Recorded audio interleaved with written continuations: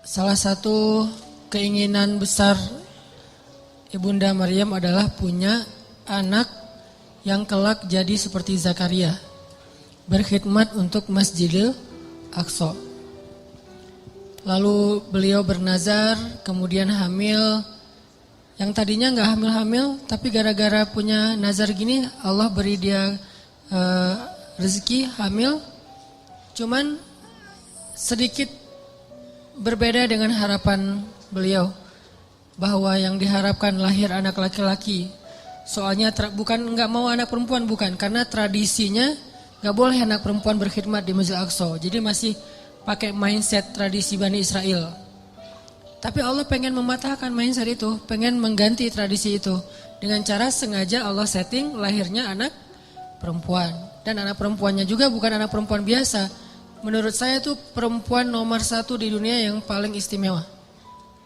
Ada 4, Asia, Maryam, Khadijah, Fatimah. Nah 4-4-nya nih sempurna. Tapi kalau buat saya tuh cerita-cerita Maryam tuh luar biasa. Walaupun kita tidak mengecilkan sama sekali Khadijah dan Fatimah, dan itu luar biasa juga. Cuman kalau Maryam sampai nama surat Al-Quran jadi nama dia gitu kan ya. Kisahnya ada di surat Ali Imran, bapaknya juga jadi nama surat, saking istimewanya. Ini Allah setting kayak gitu, lahir anak perempuan, Maryam dari kecil udah solehah. Solehahnya tuh kayak gift, bakat, bukan solehah hasil didikan, tapi emang bakat. Kan ada orang yang bakat soleh, ada yang dididik jadi orang soleh. Kalau yang bakat soleh tuh keluarganya nggak ada yang soleh, justru keluarganya soleh gara-gara dia lahir. Jadi setelah dia lahir berubahlah keluarganya, ada yang kayak gitu kan, gift dari Allah ya. Mungkin doa-doa dari kakek buyut entah kesekian. Nah pas Maryam cukup umur, usia masih anak-anak juga tapi udah cukup umur, bukan lagi dalam asuhan, maka Maryam dibawa ke Masjidil Aqsa. Awalnya ditentang sama rabi-rabi Yahudi yang ada di sana itu ditentang karena ini menyelisihi tradisi mereka. Gimana wahai Zakaria kamu masukin anak perempuan? Ini aib buat kita, ini nggak boleh dan seterusnya. Akhirnya Zakaria meyakinkan mereka, membujuk mereka sampai Zakaria bikin SOP. Udah tenang aja, dia nggak akan ganggu kalian. Dia akan kita berikan mihrab sendiri. Dia nanti ada jadwal sendiri. Dia tidak akan ikut dengar taklim. Jadi ada taklim di masjid, cewek nggak boleh ikut. Kalau kita kan menyediakan cewek justru di atas kita ya, masya Allah ya. Saking mulianya cewek itu di atas, kita di bawah. Cuman nggak boleh lihat ke belakang ya. Doain aja yang di belakang, mudah-mudahan tahu akun kita. Jadi cewek-cewek pada di atas. Kalau di zaman dulu Bani Israel justru cewek itu nggak boleh ikut taklim loh. Kalau ada yang bilang Islam itu anti perempuan, kesetaraan gender, emansipasi segala macam, enggak. Justru Maryam itu nggak boleh ikut taklim para laki-laki. Mereka buat taklim tafsir Taurat, hadis-hadis Nabi Musa, kan dulu tuh ada tafsir, ada hadis juga ya. Tafsirnya kitab Taurat, hadisnya Nabi Musa, bahas sirah, bahas fikih. Itu semuanya buat cowok-cowok. Ceweknya nggak boleh. Kalau Maryam dibolehin tinggal di sebuah mihrab dengan syarat dia nggak boleh ikut dengerin taklim. Dia murni cuma ngangkat-ngangkat air, naruh untuk orang berwudu, terus ngebersihin masjid pas orang udah pada bubar, gitu doang. Tapi subhanallah, banyak adegan ketika murid-murid yang cowok ini ujian, mereka nggak bisa jawab, Maryam bisa jawab. Karena Allah sendiri yang mendidik Maryam, bukan seorang ulama. Allah sendiri yang nge-treat Maryam. Jadi ilmu Maryam itu terkenal di antara mereka, sehingga diam-diam cowok-cowoknya malah banyak belajar kepada Maryam. Ini cara Allah mengganti tradisinya. Fataqabbalaha rabbuha biqabulin hasanin wa ambataha nabatan hasanan wa kaffalaha Zakaria. Diberikan tanggung jawab itu kepada Zakaria. Sampai suatu saat, ini Zakaria belum punya anak juga nih. Pengen banget punya anak, dan itu life goalsnya Zakaria, pengen punya anak. Tapi belum kuat. Arti belum kuat, belum utuh. Udah kuat tapi belum utuh. Dari sisi mana utuhnya nanti kita bahas. Terus suatu hari Zakaria lagi mau ngejenguk Maryam di dalam mihrab. Mihrab itu kayak ruangan kecil gitu. Tok assalamualaikum, masuklah Zakaria. Tiba-tiba ngelihat Maryam lagi berzikir. Dan Maryam itu kalau zikir itu ngeri loh. Selain bekerja ngeberes-beresin masjid, sisanya ngapain? Zikir. Zikir terus, dan zikirnya itu lebih daripada orang tua yang udah soleh banget, ulama besar, lebih dari itu. Padahal anak SD loh, saking solehanya Maryam. Anak SD zikirnya ngalahin ulama-ulama, ketua ormas, founder ormas gitu yang keren-keren. Udah kalah lah pokoknya, Maryam banget tuh. Dia zikir, tidur sebentar, zikir lagi, zikir. Dan buat dia tuh zikir itu kayak kita main. Jadi banyak zikir dia teh. Tagline-nya bukan banyak main, banyak manfaat, gak jelas gitu kan. Banyak zikir tuh Maryam tuh. Subhanallah. Pas Zakaria masuk, ngelihat Maryam lagi berzikir, di sebelahnya ada buah-buahan dan segala macam yang nikmat-nikmat makanan. Dan itu bukan bawaan dari Zakaria. Zakaria kaget. Ya Maryam, anna laki hadha. Maryam, kamu dapat dari mana ini? Kata Zakaria. Kan Zakaria itu sayang banget sama Maryam, lebih dari anaknya sendiri. Sejak Maryam kehilangan ayahnya, jadi yatim, maka ayah Maryam itu adalah Zakaria. Ya seolah-olah anak sendiri buat Zakaria. Dan Zakaria itu sayang banget sama Maryam. Maryam ini dari mana? Kata Zakaria. Huwa min indillah, kata Maryam. Ini dari Allah, wahai paman. Dan Allah yarzuqu may yasha'u bighairi hisab. Allah tuh kalau ngasih rezeki itu enggak pernah hitung-hitungan, gampang banget buat Allah, malah ceramah. Zakaria, oh iya benar, lanjutin ceramahnya. Tiba-tiba Maryam dapat 1 minute booster dan Zakaria tuh ngeklik banget tuh dengan 1 minute, nge-like banget lah pokoknya. Itu benar-benar booster buat Zakaria. Sejak saat itu Zakaria cemburu berat kepada Maryam. Coba teman-teman perhatikan ayat 38. Itu ayat cemburu berat tuh. Hunalika da'a Zakaria rabbah qala rabbi habli min ladunka dzurriyyatan thayyibah innaka sami'ud du'a.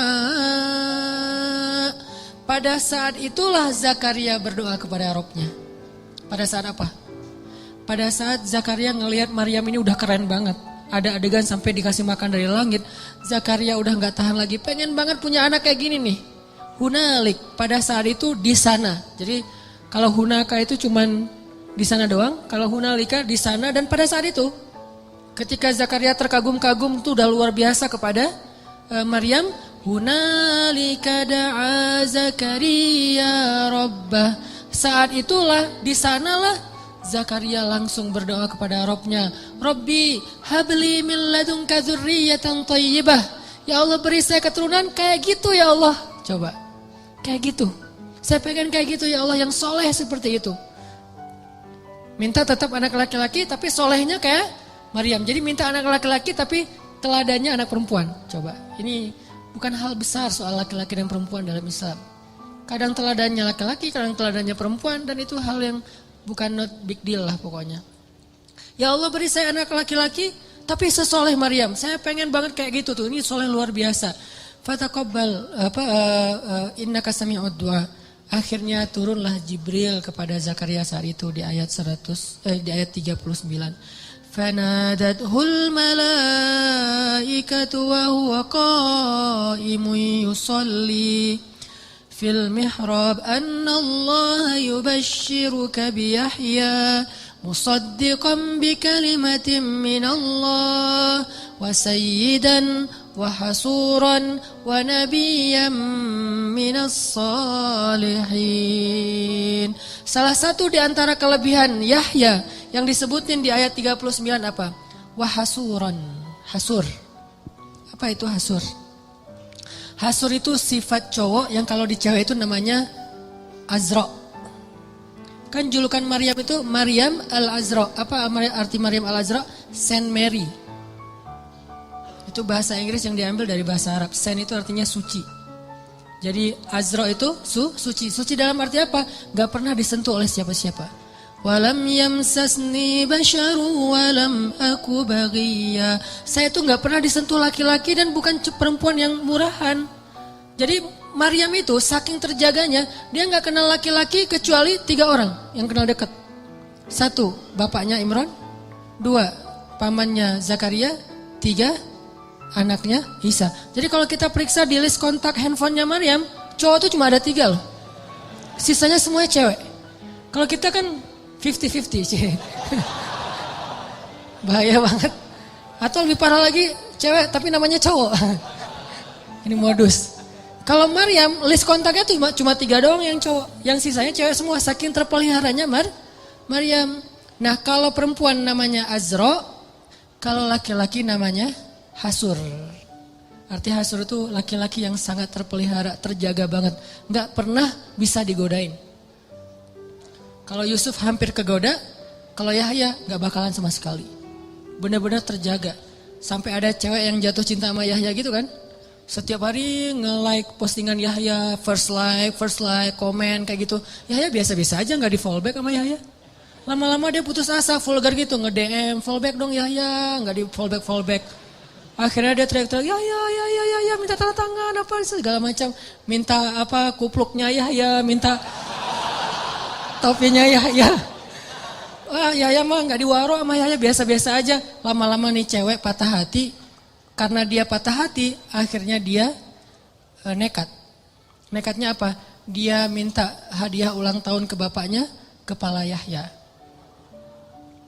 Ini bahayanya cewek di zaman dulu ya. Untung kita gak hidup zaman itu. Kepedean. Siapa juga yang mau gitu. Itu ulang tahunnya si cewek, hadiahnya kepala Yahya. Dan diaminkan, dikabulin sama bapaknya. Bapaknya penguasa gitu. Yahya lagi sujud. Digorok kepala Nabi Yahya sama Bani Israel, diambil dan dihadiahkan ke raja. Nabi Yahya itu termasuk syuhada, salah satu nabi yang syahid. Sama kayak bapaknya juga syahid. Intinya mah Allah kasih persis kepada Zakaria, anak kayak Maryam, cuman beda dia laki-laki, yang itu perempuan. Tapi sama, yang satu Azra, yang satu lagi Hasur. Wahasuran itu asal usul dari istilah Hasur, kalau kita baca tafsir. Ini artinya teman-teman apa? Life goalsnya istri Imran Allah wujudkan dengan cara keajaiban. Dari Maryam lahirlah Isa. Jadi akhirnya istri Imran bukan cuma punya anak satu, jadi punya 2 keturunan yang istimewa. Satu anaknya, kedua cucunya, dan dua-duanya keren banget. Isa. Dan Isa ini satu-satunya nabi yang ketika lahir tidak disentuh oleh, satu-satunya bayi yang ketika lahir tidak disentuh oleh jin. Yang lain disentuh, toel dikit Tapi kalau Isa gak berani toel. Dan 1 dari 3 bayi yang bisa ngomong waktu kecil. Dan ngomongnya itu bukan mama, bukan ceramah. Bayi umur masih dalam gendongan ibunya nih, masih berapa bulan gitu. Gak sampai berapa bulan lah, baru lahir banget. Itu bisa ceramah. Yang tadi saya baca pas rakaat kedua. Qala, berkatalah bayi Isa, Inni abdullah ataniyal kitaba wa ja'alani nabiyya wa ja'alani mubarakan aynama kuntu wa awsani bis salati waz zakah ma dumtu hayya wa barran biwalidati wa lam yaj'alni jabbaran syaqiyya wassalamu alayya yawma wulidtu wa yawma amut wa yawma ub'atsu hayya. Panjang gitu bayinya bisa ngomong. Masya Allah, luar biasa. Keturunan Imran. Himmah, life goalsnya siapa? Neneknya. Sampai bisa ngomong sepanjang itu, orang-orang Bani Israel pada kaget. Karena waktu itu Bani Israel kan mencegat Maryam di depan gerbang kota, gak boleh masuk karena dianggap aib. Seorang perempuan punya anak tapi gak punya suami, di luar nikah gitu. Padahal bukan di luar nikah, tanpa nikah kan. Gak punya suami emang. Dan gak punya pasangan. Gak disentuh sama sekali oleh laki-laki, saking terpeliharanya Maryam. Mereka cegat, ya Maryam, laqad ji'ti syai'an fariya. Hei Maryam, kamu bawa masalah, kamu bawa aib, kamu bawa kayak kesialan kepada kota kami. Gak boleh masuk. Ya ukhta Harun, wahai Maryam, wahai saudara Harun. Maka na abuki imra'asau. Kenapa kamu hina sekali sementara ayahmu orang mulia? Wa ma kanat ummuki baghiyah. Kenapa kamu perempuan gak terjaga sementara ibumu sangat terjaga? Dicela Maryam habis-habisan.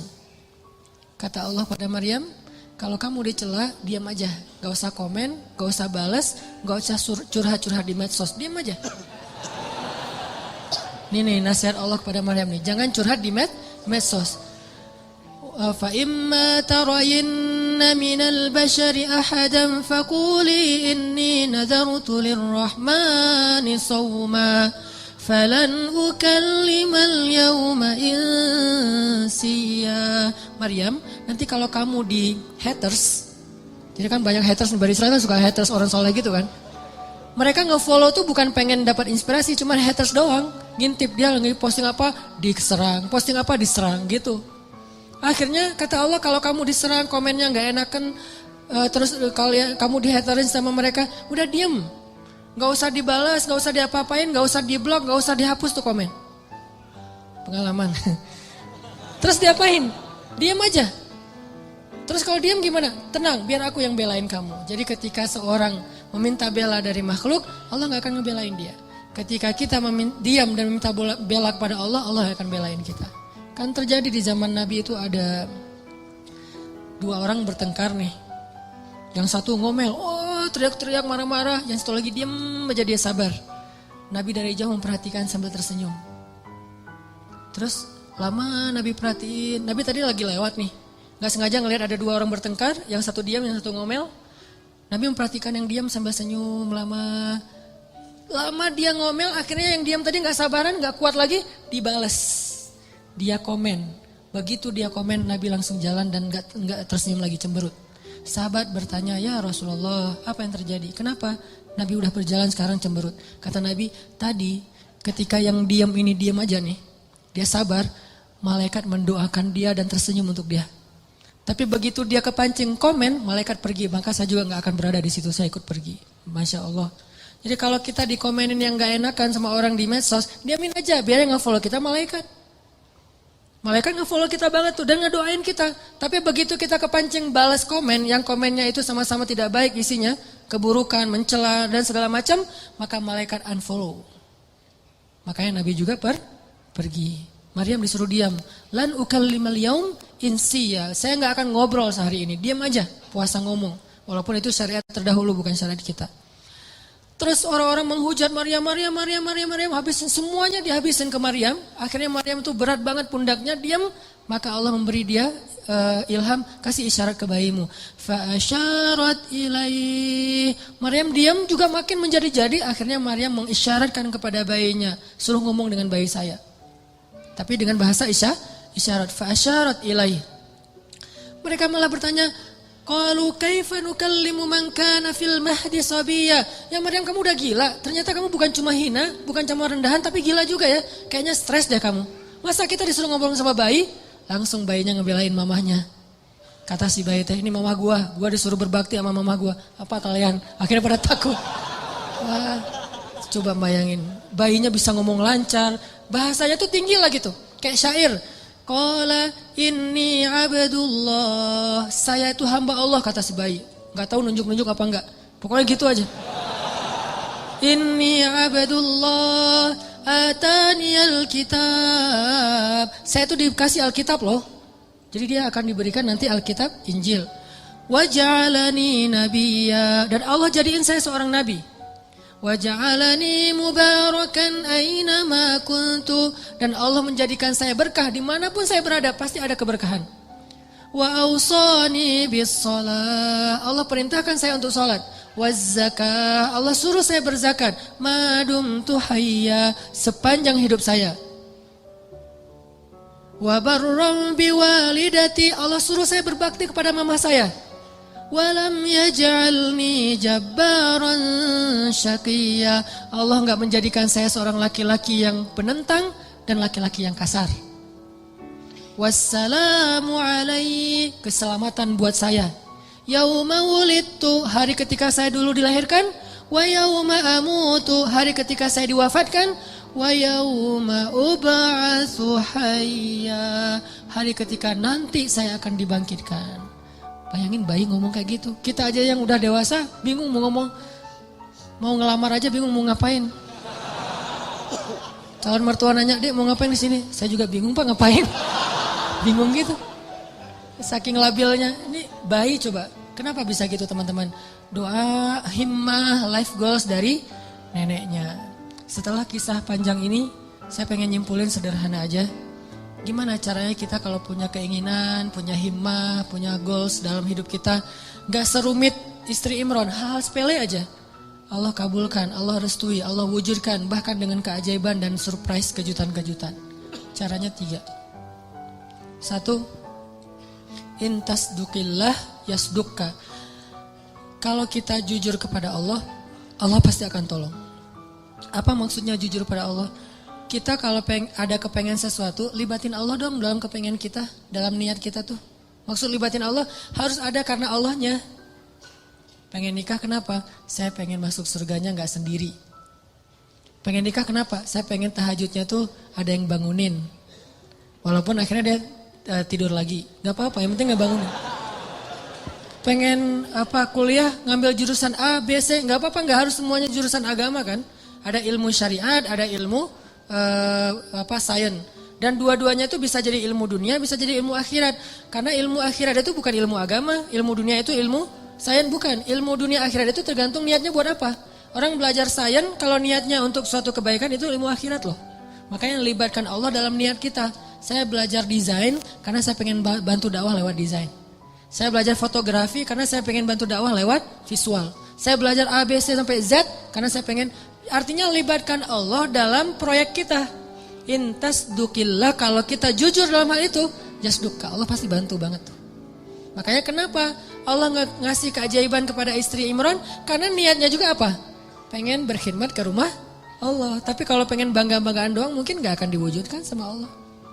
Satu tipnya, kalau kita pengen life goals kita tuh jadi banget, maka coba libatin Allah dalam niat kita. Dan tapi kan nggak bisa bohong ya sama Allah ya. Karena kalau kita bohong sama Allah gimana?